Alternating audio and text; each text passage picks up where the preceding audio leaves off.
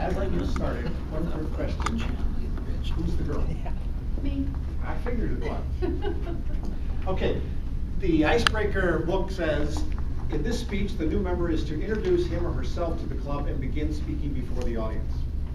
Begin speaking before the audience, fantastic. You have a strong presence, you're confident, you're articulate, you step right out here, as Joey did, no notes, all those are very big points.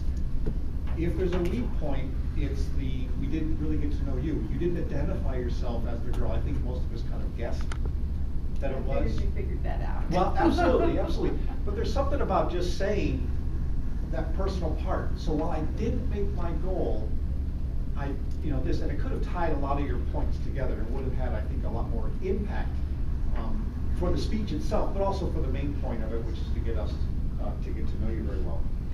You're well prepared. Your passion shows.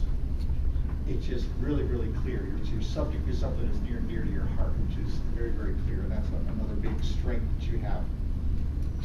You have, again, the goal of the speech is to have some structure to it. So your opening was very, very clear. You grabbed our attention. The body of the speech, you packed a lot in, going with 3 different examples of George Washington, Mother Teresa, and of course yourself. But roles versus life purpose, each one illustrated what you wanted to.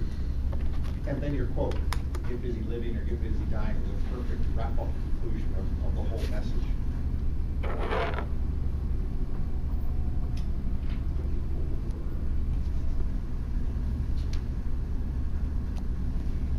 Fear of failure, that was the other point I wanted to make. You asked a question at one point and then you immediately gave us the answer.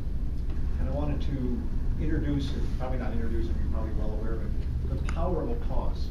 You ask a question and then you just wait that 4, 5, maybe 7 seconds before you give the answer. And it just cements home the point that you're trying to make. So often when we're speaking, we're so concerned about getting through and not missing something that we don't allow some of that dramatic pause.